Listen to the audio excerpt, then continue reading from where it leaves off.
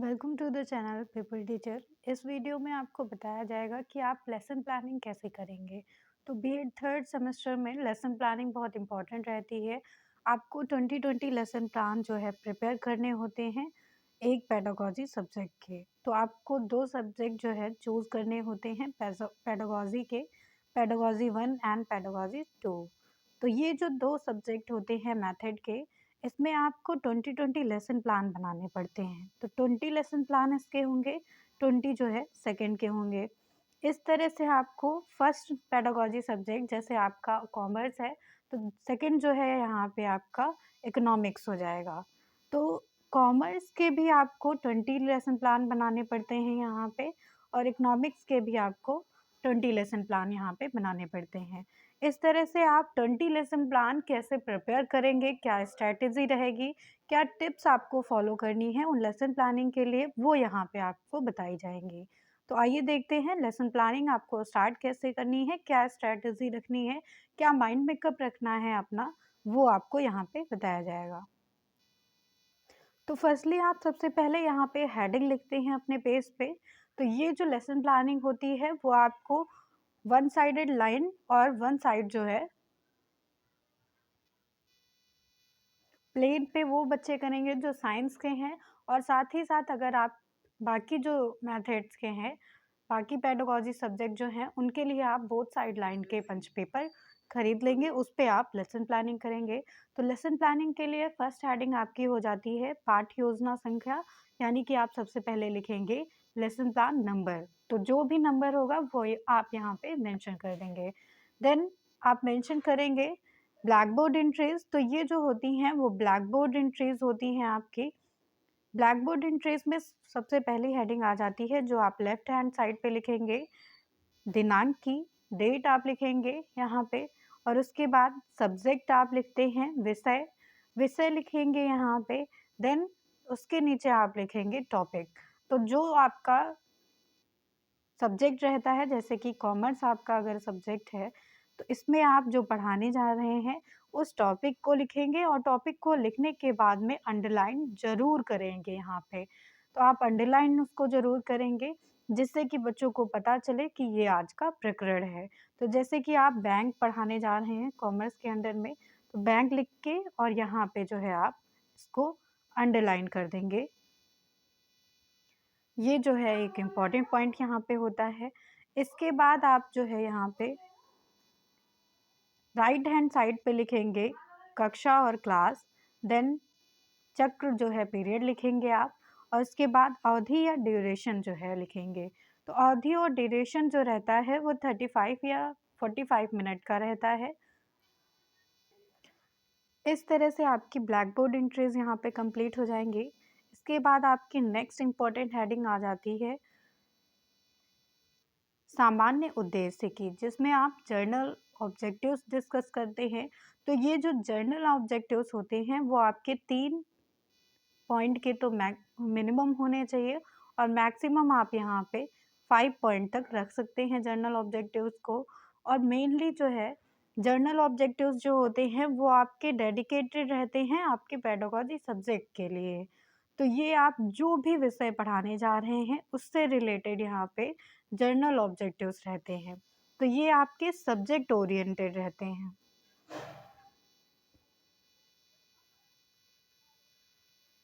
Journal objectives हमेशा जो होंगे वो सब्जेक्ट ओरिएंटेड रहते हैं। मतलब जर्नल ऑब्जेक्टिव्स ये डिस्क्राइब करते हैं कि आपका सब्जेक्ट जो है वो किस किस फील्ड में रहता है, या इस सब्जेक्ट से क्या जो है वो इन्फॉर्मेशन बच्चों को मिलेगी, या कहाँ पे अप्लाई कर सकते हैं सब्जेक्ट की नॉलेज को। तो ये सारी चीज़ें इसमें बताई जाती हैं। आप मिनिमम 3 पॉइंट्स इसमें ज़रूर रखेंगे, और मैक्सिमम यहाँ पे 5 पॉइंट्स रह सकते हैं। नेक्स्ट हेडिंग इसमें आएगी लेसन प्लानिंग में अब विशिष्ट उद्देश्य की। विशिष्ट उद्देश्य जो है वो 3 पार्ट में डिवाइड रहता है यहाँ पे। इनको स्पेसिफिक ऑब्जेक्टिव्स कहते हैं। तो विशिष्ट उद्देश्य में पहला पार्ट यहाँ पे आता है ज्ञानात्मक या नॉलेज का। तो इसमें जो है आपको 2 पॉइंट लिखने होते हैं। तो कोई 2 उद्देश्य यहाँ पे आप मेंशन करेंगे इस तरह से। और ये जो उद्देश्य रहते हैं ये आपके टॉपिक ओरिएंटेड रहते हैं। मतलब जो विशिष्ट उद्देश्य रहते हैं वो आपके टॉपिक से रिलेटेड होते हैं। वो जो टॉपिक आप पढ़ाने जा रहे हैं वो कहाँ पे काम आएगा, या उसकी पकड़ कहाँ पे किस फ़ील्ड में रहती है, या उससे क्या इन्फॉर्मेशन बच्चों को मिलेगी, कैसे अपने डेली लाइफ़ से वो कनेक्ट कर सकते हैं, ये सारी चीज़ें आपको यहाँ पे बतानी होती हैं स्पेसिफ़िक ऑब्जेक्टिव्स में। तो नॉलेज में आप बताएँगे कि कैसे बच्चे जो है अपने पूर्व के ज्ञान से इसको कनेक्ट कर रहे हैं, या नॉलेज में आप ये बता सकते हैं कि इस चीज़ का यहाँ पे ज्ञान होगा। जैसे कि आप जो टॉपिक लेंगे तो उसका अर्थ बच्चे समझ सकेंगे, ये बता सकते हैं आप, या उसकी परिभाषा को बता सकेंगे। ये सारी चीज़ें आप यहाँ पे लिखेंगे। इसके बाद सेकंड पॉइंट आता है यहाँ पे विशिष्ट उद्देश्य में बोधात्मक का या अंडरस्टैंडिंग का। तो अंडरस्टैंडिंग में आप 2 पॉइंट इसमें भी मेंशन करेंगे, और उसके बाद अंडरस्टैंडिंग का जो पॉइंट होता है वो ये बताता है कि बच्चे इस चीज़ को समझ चुके हैं। तो आपका जो टॉपिक होगा वो बच्चे समझेंगे इसमें। मतलब कि उनको जो है उनकी सूझ हो जाएगी, उनकी अपनी सोच हो जाती है इस पॉइंट पे आकर, वो उस टॉपिक के बारे में बता सकते हैं, उस टॉपिक को जो है डिस्क्राइब कर सकते हैं। ये सारी चीज़ें यहाँ पे आप मेंशन करेंगे बोधात्मक पार्ट में। नेक्स्ट पॉइंट आ जाता है यहाँ पे विशिष्ट उद्देश्य में प्रयोगात्मक का। प्रयोगात्मक को ही एप्लीकेशन कहते हैं। तो नॉलेज पहले आता है, फिर अंडरस्टैंडिंग आ जाता है, उसके बाद एप्लीकेशन आ जाता है। एप्लीकेशन का मतलब है कि बच्चे यहाँ पे यूज़ कर पाएंगे इस चीज़ को। तो इस तरह से एप्लीकेशन के पॉइंट में भी आपको 2 पॉइंट मिनिमम मेंशन करने ही होंगे। उस टॉपिक से ही रिलेटेड ये भी पॉइंट रहते हैं। स्पेसिफिक पॉइंट आपके टॉपिक से ही रिलेटेड रहते हैं, और इसमें आप ये बताएंगे कि आपके टॉपिक से रिलेटेड जो ज्ञान बच्चों ने प्राप्त कर लिया है उसको वो अपने दैनिक जीवन में जो है डेली लाइफ में यूज़ कर सकते हैं। तो आप बताएंगे इसमें कि कैसे आप आपके टॉपिक को पढ़ाए जाने पर बच्चे उस चीज़ को कैसे अपनी डेली लाइफ में यूज़ कर पा रहे हैं। तो इस चीज़ को आप इसमें लिखेंगे। नेक्स्ट आपको बताया जाएगा यहाँ पे कि पूर्व ज्ञान की हेडिंग आती है। तो प्रीवियस नॉलेज बच्चे को कितनी है ये आप यहाँ पे हेडिंग लिखेंगे प्रीवियस नॉलेज की। प्रीवियस नॉलेज में आप बताएंगे कि बच्चे को क्या पहले से पता है अपने टॉपिक के बारे में। तो एक जर्नल आइडिया बच्चों को हमेशा रहता है उस टॉपिक के बारे में, वही ज्ञान यहाँ पे आप बताएंगे।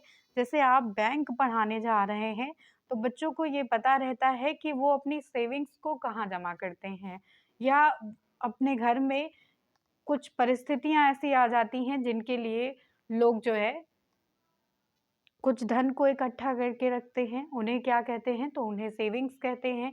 सेविंग्स को हम कहाँ पर जमा करते हैं? तो सेविंग्स को हम बैंक में जमा करते हैं। बच्चे ये आंसर देंगे, या फिर वो कहेंगे कुछ और, जैसे आंसर उन्होंने किया तो उससे रिलेटेड आप क्वेश्चन राइज़ करेंगे, देन उससे रिलेटेड आप आंसर करेंगे। तो यहाँ पे बच्चों से आपको कहीं न कहीं से अपना टॉपिक निकलवाना रहता है, और इसमें आप जो है पूर्व ज्ञान को इससे पहले देख लेंगे कि बच्चों को इसके बारे में, आप अपने टॉपिक के बारे में क्या इन्फॉर्मेशन है। तो इस तरह से पूर्व ज्ञान और प्रस्तावना ये होता है। पूर्व ज्ञान में आपने बता दिया कि बच्चों को क्या पता है पहले से अब आपके टॉपिक के बारे में। इसके बाद जब प्रस्तावना आता है तो इनको कहते हैं हम इंट्रोडक्टरी क्वेश्चन।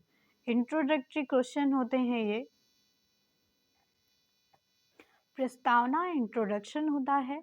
तो इंट्रोडक्शन में आप जो है इस तरह से एक टेबल प्रिपेयर करते हैं जिसमें आप क्रम संख्या लिखेंगे, इसको सीरियल नंबर कहते हैं, तो एसएन लिख देंगे आप। इसके बाद पीपल टीचर एक्टिविटी, छात्र अध्यापक एक्शन लिखेंगे यहाँ पे आप, या एक्टिविटी लिखेंगे, तो ये हो जाएगा आपका people teacher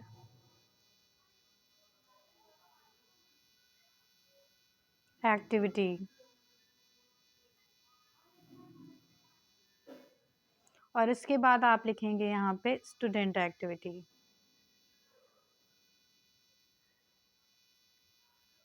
student activity. Then last column यहाँ पे आ जाता है ब्लैक बोर्ड का। ब्लैक बोर्ड हो जाएगा ये। इस तरह से आपकी टेबल प्रिपेयर होती है। टेबल प्रिपेयर करने के बाद में आप यहाँ पे क्वेश्चन लिखते हैं। तो जैसे आपने पहला क्वेश्चन राइज किया बच्चों से इंट्रोडक्टरी में कि आप जो है अपने विपत्ति के समय के लिए जो है क्या बचा कर रखते हैं, तो यहाँ पे बच्चों ने बोला कि धन बचा कर रखते हैं। देन सेकंड पॉइंट है कि आप पूछेंगे यहाँ पे धन ये कहाँ पे आप जो है सुरक्षित रखते हैं, तो जैसे बच्चों ने बोल दिया कि बैंक में सेव रखते हैं इस धन को, तो यहाँ से आपका टॉपिक निकल आता है। फिर आप इसमें जो है प्रॉब्लमेटिक क्वेश्चन करेंगे कि बैंक के बारे में आप क्या जानते हैं, तो ये बच्चों के लिए प्रॉब्लमेटिक क्वेश्चन हो गया, यहीं से आपका टॉपिक आ गया। तो इस तरह से इंट्रोडक्टरी क्वेश्चंस बच्चों से किए जाते हैं। इसमें आपको 3 क्वेश्चन करने होते हैं। चौथे क्वेश्चन में आप प्रॉब्लमेटिक कर सकते हैं या फिर 2 क्वेश्चन करके आप तीसरे क्वेश्चन में भी प्रॉब्लमेटिक कर सकते हैं। इस तरह से आइए देखते हैं अब नेक्स्ट पॉइंट को। तो नेक्स्ट पॉइंट यहाँ पे आ जाता है उद्देश्य कथन का, जिसको कहते हैं statement of aim. Statement of aim का मतलब हो जाता है कि आप बच्चों से आपने जो है अपना टॉपिक निकलवा लिया है, तो यहाँ पे आप ऑफिशियली अनाउंस करते हैं अपने टॉपिक को कि आज हम इस जो है विषय के अंतर्गत इस जो है टॉपिक के बारे में जो है अध्ययन करेंगे। तो यहाँ पे आप बताएंगे जैसे कि आज हम कॉमर्स विषय के अंतर्गत बैंक प्रकरण पर अध्ययन करेंगे। ये आपका स्टेटमेंट ऑफ एम हो गया। द नेक्स्ट आ जाता है आपका टेबल, जिसमें आपको प्रेजेंटेशन टेबल शो करनी पड़ती है। तो ये प्रस्तुतिकरण होता है। इसमें अब आप अपने टॉपिक को जो है बताएंगे, पढ़ाएंगे यहाँ पे। तो आपको इसमें पहले जो है टीचिंग पॉइंट रखने होते हैं। ये जो है आपके शिक्षण बिंदु होते हैं जो आप जो है बच्चों को पढ़ाएंगे, तो इनको टीचिंग पॉइंट कहते हैं। तो आपको इसमें मिनिमम जो है 4 जो है टीचिंग पॉइंट रखने पड़ते हैं। 3 से 4 जो है टीचिंग पॉइंट आप इसमें रखेंगे, जिसमें आप अपने पूरे टॉपिक को पढ़ाएंगे बच्चों को। फिर उसके बाद यहाँ पे आ जाता है मेथड क्या है आपका। तो टीचिंग मेथड आप यहाँ पे बताएंगे कि कौन कौन से मेथड आप इसको जो है पढ़ाने में लगा रहे हैं। टीचिंग मेथड हो जाएगा ये। तो ये कॉलम बनता है। इसके बाद आप यहाँ पे पीपल टीचर एक्टिविटी लिखेंगे। पीपल टीचर एक्टिविटी ये हो जाएगा पीपल टीचर एक्टिविटी, छात्र अध्यापक क्रियाएं। इसके बाद आप स्टूडेंट एक्टिविटी लिखेंगे। तो ये स्टूडेंट एक्टिविटी हो गई, विद्यार्थी अनुक्रियाएं। फिर आप ब्लैक बोर्ड लिखेंगे नेक्स्ट कॉलम में। तो ये आपकी टेबल पूरी प्रिपेयर हो जाती है। यहाँ पे इस टेबल को प्रिपेयर करने के बाद में आप यहाँ पे टीचिंग पॉइंट्स दिखाते हैं। तो जैसे आपको पहला टीचिंग पॉइंट लिखना है कि यहाँ पे आप बैंक का अर्थ बता रहे हैं, तो यहाँ पे आप लिखेंगे फर्स्ट मीनिंग ऑफ बैंक। इस तरह से आप यहाँ पे मेंशन करते हैं, मीनिंग ऑफ बैंक लिख देंगे। और उसमें आप कौन सी जो है मेथड का यूज़ कर रहे हैं, जैसे यहाँ पे आपने एक्सप्लेनेशन मेथड का यूज़ किया है, तो वो लिखेंगे यहाँ पे आप एक्सप्लेनेशन मेथड। फिर उसके बाद आपने कैसे एक्सप्लेन किया है ये बताएंगे। स्टूडेंट यहाँ पे चुपचाप सुन रहे हैं, तो स्टूडेंट्स आर लिसनिंग केयरफुली ये लिखेंगे। फिर ब्लैक बोर्ड पे आपने क्या लिखा है ये यहाँ पे मेंशन कर देंगे। इसी तरह से यहाँ पे आप 3 से 4 टीचिंग पॉइंट बताते हैं। इसके बाद में आपकी नेक्स्ट हेडिंग यहाँ पे आ जाती है पुनरावृत्ति प्रश्न की, जिसको रिकैप्चुलेशन क्वेश्चन कहते हैं। तो ये आप मेंशन करेंगे। उसके बाद यहाँ पे आप 3 से 4 जो है रिकैप्चुलेशन क्वेश्चंस लिखते हैं। ये क्वेश्चन आपके ट्रू एंड फॉल्स के फॉर्म में हो सकते हैं, ट्रू और फॉल्स के फॉर्म में होंगे, या फिर आप राइट और रॉन्ग भी जिसको कहते हैं, तो आप यहाँ पे सत्य असत्य रख सकते हैं, ट्रू फॉल्स, या फिर आप मैच द फॉलोइंग्स रख सकते हैं। मैच द फॉलोइंग के क्वेश्चन रख सकते हैं, सही जोड़ा मिलाने वाले क्वेश्चंस। या फिर आप यहाँ पे रिक्त स्थानों की पूर्ति के भी क्वेश्चन रख सकते हैं। जिनको कहते हैं fill in the blanks, fill the blanks question. तो इस तरह से रिकैप्चुलेशन क्वेश्चंस जो होते हैं वो शॉर्ट फॉर्म में रहते हैं। 3 से 4 क्वेश्चन आपको यहाँ पे प्रिपेयर करने होते हैं और यही क्वेश्चन आप जो है रोलिंग बोर्ड पे लिखते हैं। इन्हीं का आंसर जो है बच्चों से मांगते हैं, तो बच्चे इसका आंसर करते हैं यहाँ पे। देन होमवर्क पे आएंगे आप। नेक्स्ट हेडिंग आ जाती है लेसन प्लानिंग में होमवर्क की। होमवर्क में आप बच्चों को जो पढ़ाते हैं उससे रिलेटेड होमवर्क यहाँ पे मेंशन कर देंगे और होमवर्क को आप ब्लैक बोर्ड से रफ जरूर कर देते हैं। तो इस तरह से आपका जो है लेसन प्लानिंग होती है और टीचिंग होती है। Thank you everyone. और आपको किसी भी तरह की प्रॉब्लम हो तो आप मुझे जो है इस मेल पर मेल कर सकते हैं, या आपको कोई भी पीडीएफ चाहिए हो तो आप मेल कर सकते हैं। और ज़्यादा से ज़्यादा अपने चैनल को आप सब्सक्राइब कराइए और बेल आइकन ज़रूर प्रेस करिए। Thank you everyone.